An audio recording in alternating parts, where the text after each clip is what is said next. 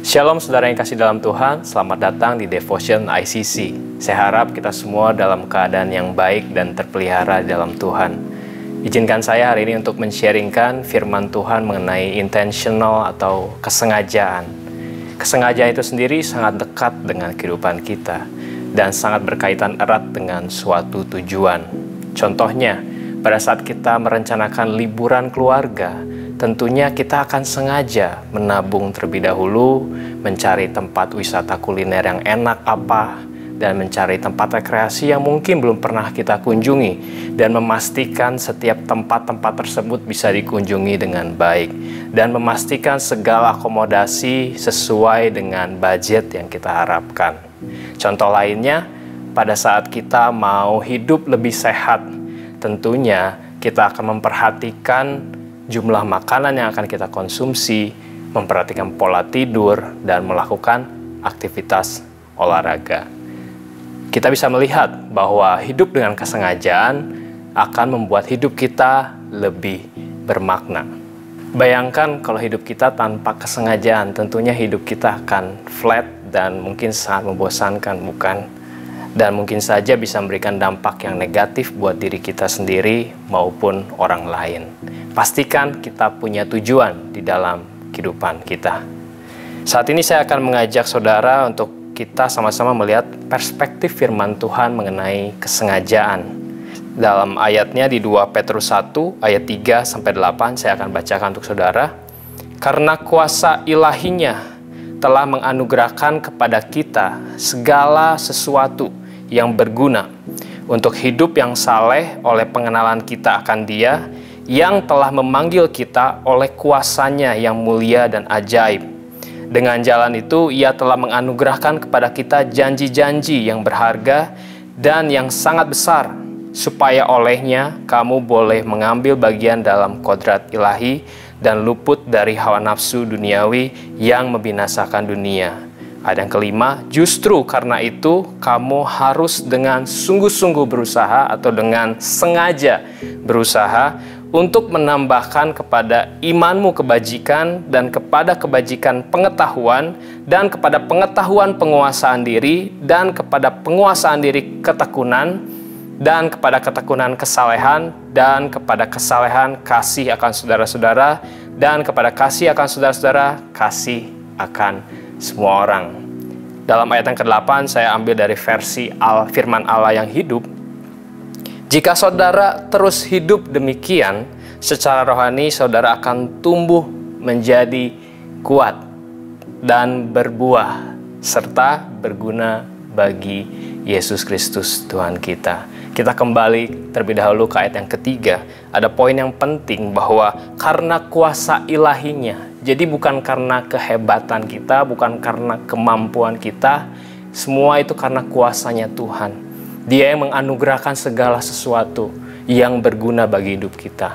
Segala sesuatu, potensi, bakat, talenta, semua sudah Tuhan berikan. Bahkan pada saat kita melakukan kebaikan, kebajikan, dan untuk bertumbuh, Tuhan pun sudah berikan semuanya. Tanggung jawab kita, tugas kita adalah menambahkannya, menumbuhkannya dengan sengaja. Di ayat yang kelima saya mencari bahasa aslinya mengenai kata sungguh-sungguh. Dalam bahasa aslinya itu adalah spuden, yang berasal dari kata spude, yang berarti quickly obeying what the Lord reveals in His priority. Jadi kita perlu segera mentaati apa yang Tuhan ungkapkan, apa yang Tuhan katakan, karena itu adalah yang terutama buat Tuhan.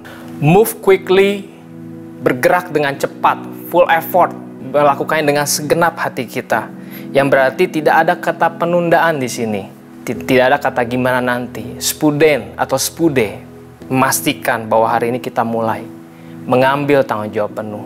Contohnya dalam kehidupan kita, apabila kita ditawarkan untuk melayani Tuhan, atau kita punya kesempatan untuk daftar dalam pelayanan, kita berikan yang terbaik. Kita mengambil langkah, kita mengambil tanggung jawab penuh untuk melayani Tuhan. Karena Tuhan terlebih dahulu telah melayani kita, dan kita bisa mengembangkan talenta yang sudah Tuhan berikan bagi hidup kita. Dan spuden atau spude itu juga berarti berjuang untuk kebiasaan baik. Saudara perlu dengan sengaja tertanam di dalam iClick. Sengaja untuk datang iClick, karena di dalam iClick kita bisa mengalami pertumbuhan dan kita bisa menjadi berkat satu dengan yang lainnya. Maka daripada itu, di dalam ayat ke-8 lebih jelas dikatakan dalam firman Allah yang hidup tadi, jika saudara terus hidup demikian, secara rohani saudara akan tumbuh menjadi kuat dan berbuah serta berguna bagi Yesus Kristus. Saya percaya kita semua rindu untuk berbuah dan berguna bagi Yesus Kristus. Izinkan saya untuk memberikan contoh tentang kesengajaan di dalam firman Tuhan yang tentunya bisa menguji kehidupan kita kembali saat ini. Di dalam Markus 1 ayat 35, pagi-pagi benar waktu hari masih gelap, ia bangun dan pergi keluar. Ia pergi ke tempat yang sunyi dan berdoa di sana. Kita lihat ayat ini bercerita tentang kehidupan Yesus, yang dimana dia sedang sibuk sekali dalam pelayanannya. Dia melakukan banyak mujizat, dia menyembuhkan orang sakit, dia melakukan mengajar banyak orang dan berinteraksi dengan banyak orang. Dan kita bisa melihat bahwa di tengah kesibukannya, dia sengaja untuk membangun hubungan dengan Bapa. Dia sengaja untuk membangun hubungan dengan Tuhan. Dia set kapan dan di mana dia berdoa. Perenungan yang bisa diambil dari cerita ini, bagaimana saat teduh kita? Apakah kita datang dengan sengaja untuk mencari Tuhan? Terkadang jujur dalam hidup saya memberikan waktu yang sisa buat Tuhan. Yang artinya kalau saya sempat, kalau saya nggak capek, kalau saya nggak ngantuk, saya baru membaca Alkitab, saya baru berdoa. Tidak ada kesengajaan yang dilakukan.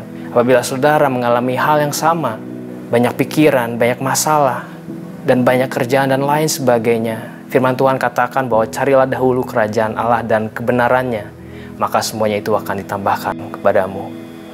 Kita harus cari Tuhan dengan sengaja, tahu waktu dan kapan dan di mana. Dia memberikan waktu yang sisa buat Tuhan. Kita percaya pada saat kita datang untuk saat teduh dengan sengaja, kita akan memperoleh kedamaian, kita akan memperoleh kekuatan, kita akan memperoleh hikmat yang baru daripada Tuhan, sehingga kita memperoleh kekuatan yang baru dalam menghadapi setiap masalah yang ada di dalam kehidupan kita. Itu poin yang pertama. Poin yang kedua, dalam Lukas 7 ayat 37 sampai 38, saya akan bacakan terlebih dahulu ayatnya. Di kota itu ada seorang perempuan yang terkenal sebagai seorang berdosa. Ketika perempuan itu mendengar bahwa Yesus sedang makan di rumah orang Farisi itu, datanglah ia membawa sebuah buli-buli pualam berisi minyak wangi. Sambil menangis, ia pergi berdiri di belakang Yesus dekat kakinya, lalu membasahi kakinya itu dengan air matanya dan menyekanya dengan rambutnya. Kemudian ia mencium kakinya dan meminyakinya dengan minyak wangi itu. Ayat ini sering sekali dikaitkan dengan topik penyembahan. Bagaimana sikap hati kita dalam menyembah Tuhan. Kita tahu bahwa wanita ini dikenal sebagai wanita yang berdosa. Tapi pada saat Yesus hadir, dia pengen memastikan bahwa dia mau memberikan yang terbaik. Dan dia memiliki minyak wangi yang udah dia kumpulkan mungkin selama 1 tahun. Dia mau mencurahkan kepada Tuhan. Dia mau memberikan yang terbaik buat Tuhan. Dia mau mengurapi Tuhan Yesus dengan minyaknya. Kita bisa melihat dan kita bisa bayangkan bahwa mungkin Yesus telah melakukan perubahan yang luar biasa terhadap wanita ini. Sehingga wanita ini dengan hatinya penuh dengan ucapan syukur. Sehingga dia mau memberikan yang terbaik buat Yesus saat itu. Dan mungkin pada saat wanita itu ingin pergi ke sana, mungkin ada kerabat atau saudaranya atau keluarganya berkata, apakah kamu tidak malu? Apakah kamu tidak takut? Pada saat kamu ke sana mungkin kamu akan dihakimi, kamu akan diolok-olok. Tapi wanita ini tidak peduli. Yang dia inginkan, yang dia ingin pastikan bahwa dia mau memberikan yang terbaik buat Tuhan. Dari ceritanya kita bisa merenungkan kembali bagaimana kehidupan worship kita saat ini. Apakah kita menyembah Tuhan dengan kerinduan? Apakah saat ini kita menyembah Tuhan dengan sengaja? Jangan sampai kita hanya menyembah Tuhan di momen-momen tertentu. Mungkin ada worship night, mungkin kalau musiknya bagus atau WL-nya tertentu. Tapi kita perlu pastikan kita menyembah Tuhan di situasi dan kondisi apapun. Contohnya pada saat kita datang ke gereja, datang ibadah, kita perlu sengaja untuk menyembah Tuhan. Kita tidak peduli dengan kiri dan kanan kita memastikan memberikan yang terbaik buat Tuhan. Dan pada saat kita pulang, kita harus memastikan apa yang sudah kita berikan kepada Tuhan.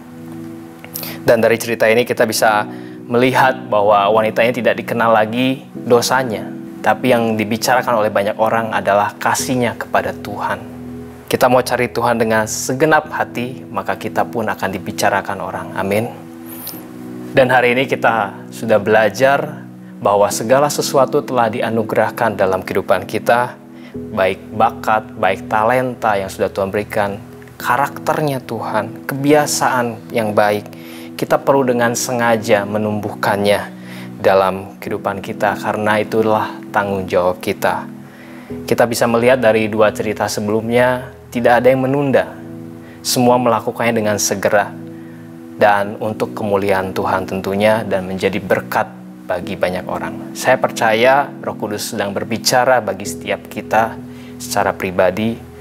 Mungkin mengingatkan kita bahwa kita perlu kembali untuk dengan sengaja melakukan, membangun kehidupan saat teduh kita, dan membangun kehidupan worship kita.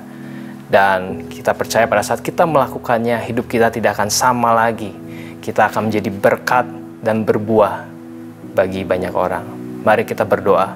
Tuhan Yesus, terima kasih Bapa buat firman Tuhan yang menguatkan kami, meneguhkan kami kembali bahwa kami perlu membangun kehidupan worship kami, membangun kehidupan saat teduh kami, karena kami percaya ada kedamaian, ada kekuatan, ada hikmat yang baru yang akan Tuhan berikan bagi kami, sehingga kami bisa kuat menjalani setiap keseharian kami bersama Engkau, Tuhan Yesus. Terima kasih Tuhan Yesus, biarlah Kau yang terus pakai hidup kami untuk terus menjadi berkat bagi banyak orang. Terima kasih Bapa, hanya di dalam nama Tuhan Yesus kami berdoa, ucap syukur, haleluya, amin.